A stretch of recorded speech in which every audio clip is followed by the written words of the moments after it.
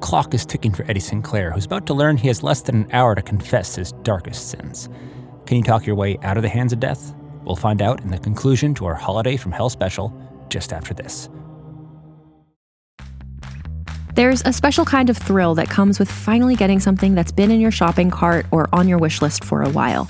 And that feeling is even better if you know you got the best deal for it. That's why the savviest shoppers shop with Rakuten. They get the brands they love with the most savings and cash back. And you can get it too. The idea is simple. Stores pay Rakuten for connecting them with shoppers, and Rakuten shares the money with you as cashback. Start getting cashback at your favorite stores like Sephora, UGG, Levi's, and many more. Plus, Rakuten lets you stack sales on top of cashback, so you're not missing out on any other deals or rewards you might already be a part of. It's easy to use, and you get your cash back through PayPal or check. Download the free Rakuten app and never miss a deal. Or go to Rakuten.com to start getting the most bang for your buck. That's Rakuten.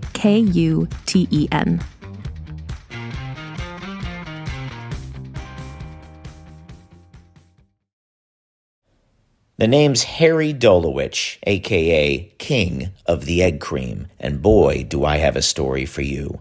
So if you like love stories with a side of racketeering, make sure you tune in to King of the Egg Cream, wherever you get your podcasts. Hey, I'm Fred Greenhalgh, your host of Undertow, Realms podcast, delving into the weird and the wicked. Last time, we found Eddie Kincaid rolling into Langley Roadhouse late on a Christmas night, trying to get back on the road to a perfect scheme he'd hatched. But now, the doors are closed, and the only way out is by telling the truth, as we get into part 2 of Last Call. You're telling me I'm in hell? Not quite. You think pretty women serve you drinks in hell? Okay, enough. Open the door. I don't know who you are, but I don't believe you for one fucking second, you fucking crazy bitch. How about now? Now, yes. Good. We've got less than an hour. What do you want? I don't want anything. I don't care where you go. But if you don't want to go south, you should come clean. About what? I've never hurt anybody. What were you trying to do to me just now? Sell you insurance. Come on, Eddie. Who are you trying to fool? I mean... Go on. Look, when I was growing up, I didn't have too much, okay? My dad, he was a cop, and then he got fired for misconduct, and then he was just a drunk. If I wanted to have pocket change, or even, pockets, I had to figure something out. So I started hanging out in this pool hall in Old Orchard Beach. I got to the point where I could pretty much crush anyone blindfolded. So the locals knew not to mess with me, but there was always a steady stream of guys, coming up for the weekend, cheat on their wives, in a party town, who didn't know any better. So I'd hang around the back table, play bad on purpose, and then I'd go to the bar for a Pepsi and I'd flash some money. It always worked. These jerks just start sweeping in. So I'd fidget a bit, get a little tongue-tied, and then lose at least a couple games, get their confidence up, get their wallet open, and then I'd cut loose. I made a few grand every summer. But it wasn't like I was stealing from anyone. They deserved it. Why? Well, you can't cheat an honest man. So everyone you took from had it coming? As far as I know, yeah. Well, I did try blackmail once. Go on. There was a summer yacht club community maybe an hour away from me. Rich Kids Central. I got a job bussing tables at one of the restaurants and made some friends with a couple of the guys. Hooked them up with cigarettes and beer, got myself invited to some of their parties. Man, I felt like such a fish out of water. These guys just floated on top of the world like they were entitled to everything. No concept of what it was like to be a guy like me. But the one thing they all feared? The wrath of their parents. So I snapped a few Polaroids of them, in compromised positions. Okay. I told them they could get them back for a couple $100, or I'd send them to their folks. All but one guy accepted. He made a go at me before he saw a look in my eye that gave him second thoughts. I knew who his dad was from the restaurant, so I tucked the photos in with his restaurant slip one night. What happened? For a moment, the look on the dad's face was worth more than $200. Yeah, but then, later, I learned that Pops put his kid in the hospital. Apparently he had anger issues. I honestly felt bad. But I had no idea that was going to happen. I never would have done it if I knew. Survey says you're leaving something out. You want me to say I broke the rules? I did. I learned early that playing by the rules doesn't get you too far because the world's just a big casino and the house always wins. And someday the world might be in my bar counting its sins, but for now, it's just you. Fine. What do you want me to tell you? That I sold fake Windex to bored housewives? That I cleared 40 grand, booking and canceling imaginary concerts? Ran fake mail order correspondence corps, got folks to advance me their car titles for gambling money? Yeah, Bobby, I've done a thing or two, okay? Okay, we're still here, Eddie. That's it. That's everything. 15 minutes till midnight. Anything you're holding back in your heart, now's the time to share. If I tell you, you'll let me go? Yes, I'll let you go. Okay, but you gotta know the whole story. I'm listening. So my mom was a church lady, the Old Testament kind, from the beginning. She wanted me and my kid sister Cassie to know just how little we measured up in the eyes of the Lord. Other kids got to go to movies, sleepovers. We had to memorize scripture. It sucked. But it was okay, too, because I had Cassie. She had me. When I got old enough to work, I tried, working a couple honest jobs. But I just couldn't handle working for the hypocrites. Bosses who treat you like shit while they're making hand over fist. So I started looking for ways to work outside the system, make a few bucks, but not hurt anybody. But eventually, I got caught. They sent me to juvie. When I got back, my mom and dad kicked me out, and I wanted Cassie to come with me, and she didn't. The worst part was looking upstairs and seeing Cassie looking down at me from the bedroom window. She just sort of waved. Looking back now, I get it. She had no power over what they were doing. It was a kind of household where Dad's word was God's. I had no idea where to go. A kid I met in juvie told me he just landed some job selling soap door to door out west, but they were short one guy. Did I want to join the crew? He told me the terms, all cash, under the table, and the big earners were clearing $500 a week. Best part is you get to roam around, see the country. I was out of Maine within the week. Go on. Life was hard. The soap selling gig didn't really work out. I quickly found out it was a pyramid scheme, and the only guys making money were the ones casing places in the day and then breaking in at night. I was uncomfortable with all that. So I split one night. I got myself a bus ticket to New Orleans. Oh, I fit in a little better down there. Learned how to make a decent living hanging around those horse tracks, upgraded to betting on pro sports.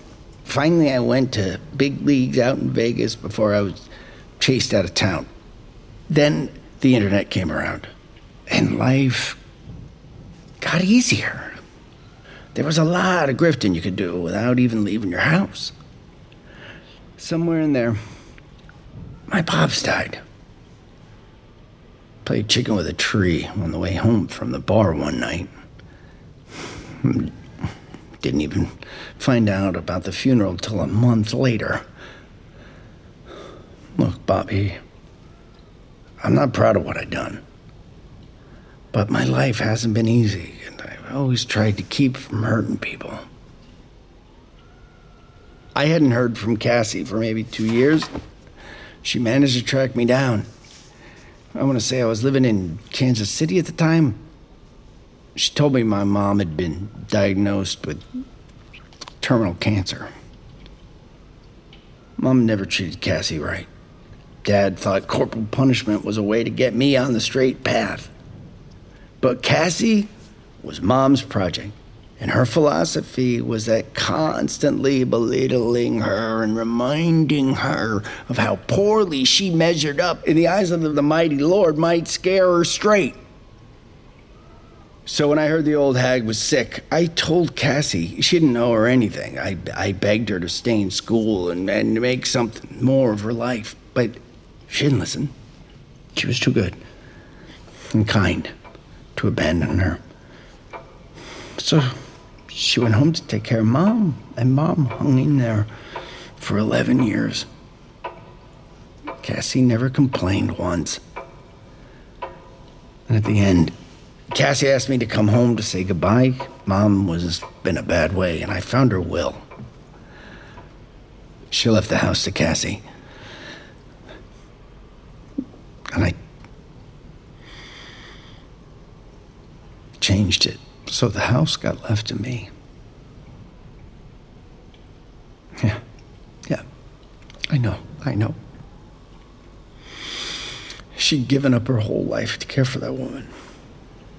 I was running hard from debts that were about to come due, and I thought flipping the house, the family house, was the only way to get myself back to zero, maybe start my life over again. And the real kicker? I lost the house. Anyways, it was 2007. I had a buddy at a hedge fund who told me that if I could get my hands on some capital, he could make double-digit returns in the housing market. So I thought, maybe there's a chance to make things right there.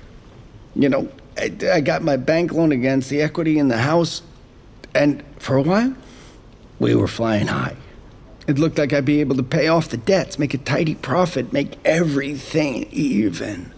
And then, well, you know what happened. So I just left.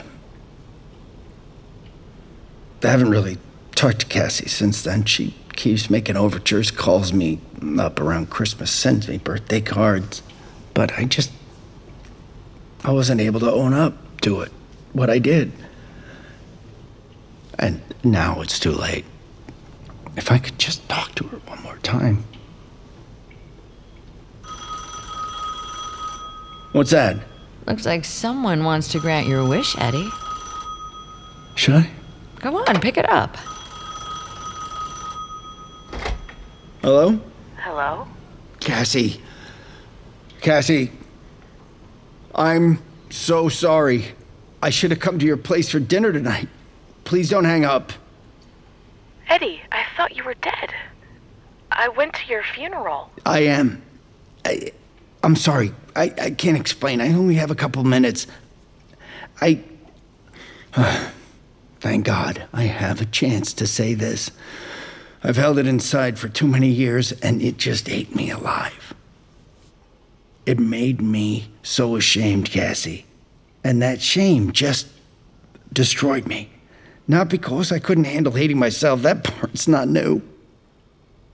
Because I couldn't handle you hating me. What are you talking about, Eddie?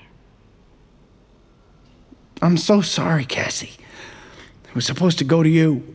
Mom left it to you, and I stole it because I needed the money. And then I lost everything. I know all that, Eddie. Huh? You knew? Yeah. And are you... Mad? No.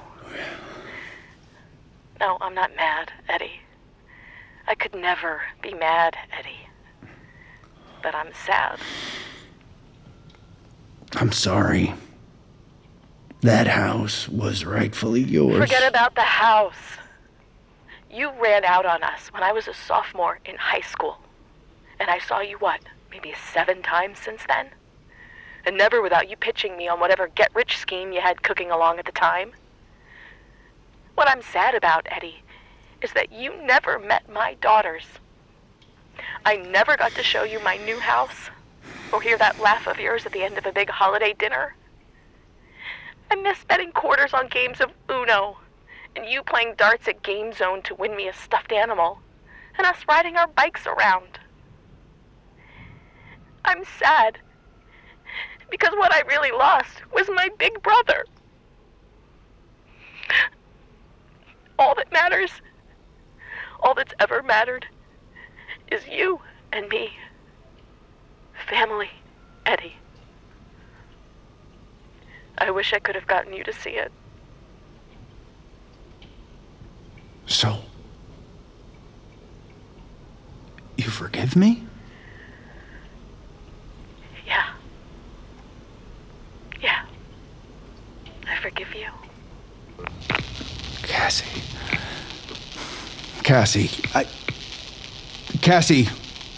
If you'd like to make a call, please hang.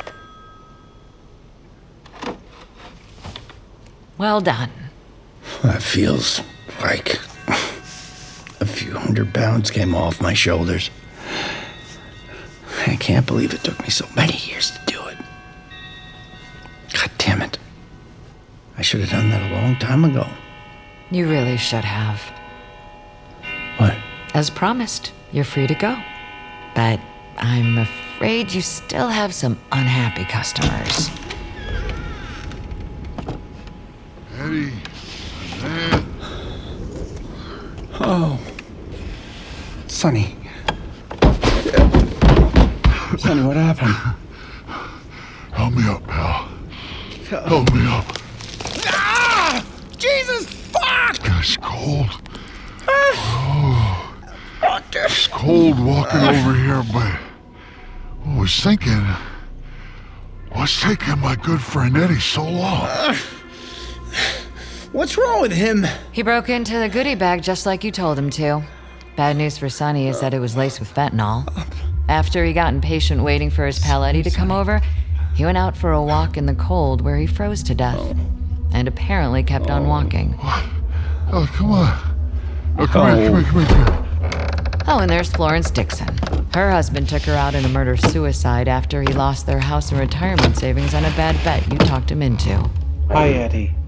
I've been wanting to meet you for a long time. Oh, Florence. Here's playing. And Jim Callahan.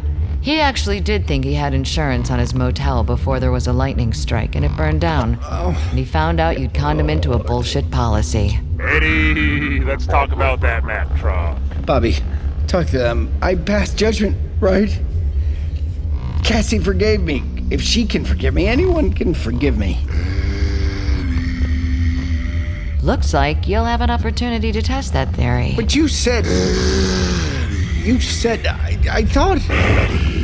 No! Come on over here. No! Hey! Eddie, come on. Hey! I didn't mean... No! I'm sorry! I'm sorry! You lied to me, Bobby! You lied to me! Ah! You cheated! Don't worry, Eddie. I heard you can't cheat an honest man. Oh. No. I didn't mean it. Eddie. You don't understand! I can explain! To me, Eddie.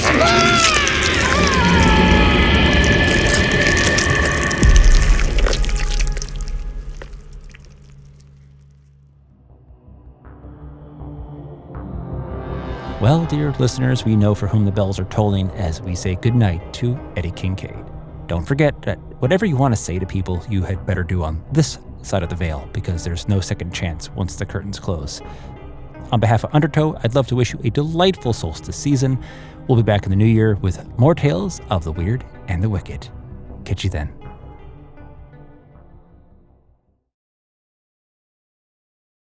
Greetings, adventurers. Today we're excited to introduce you to a new story, Dark Dice, a horror podcast that blurs the line between actual play and audio drama, where the story is determined by the roll of the dice. 6 adventurers embark on a journey into the ruinous domain of the Nameless God. They will never be the same again. One of the players is not what they seem after a doppelganger, a creature that can assume the form and voice of whatever it kills, infiltrates the team. As the players are picked off and replaced one at a time, can they figure out who the monster is before it's too late? Can you? Here's a quick example of what our show sounds like. The shambler with the jar of liquid inside of him. Soren Arkwright let loose an arrow that cracked the glass, passing through the spine of the creature. The shambler still managed to maintain its forward momentum, but stumbled as it eagerly tried to bite and swipe at Soren, landing near his feet.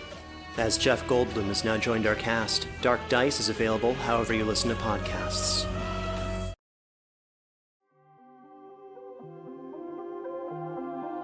Last Call was written by Shawn and Fred Greenhalgh. Produced by Fred Greenhalgh, Rhoda Belleza, and Marco Palmieri. Executive producer, John Brooks. Directed by Fred Greenhalgh. Production manager, Devin Shepard. Production coordinator, Ash Beecher. Starring Lee Tergesen as Eddie, and Ilyssa Fradin as Bobby. Additional voices by Lori Hammel, Michael C. Pizzutoand, and Deborah Rayne. Creature sounds by Fred Greenhalgh, Devin Shepard, and Angela Yee. Casting by Sunday Boling Kennedy and Meg Morman. Dialogue editing by Fred Greenhalgh. Sound design by Rory O'Shea. Original music by Marcus Bagala. Last Call is a Realm original production. Undertow is a production of Realm, hosted by Fred Greenhalgh. Produced by Nicole Kreuter. Associate produced by Devin Shepard. Executive produced by Fred Greenhalgh, John Brooks, and Molly Barton. Find more shows like Undertow on Apple, Spotify, or wherever podcasts are served.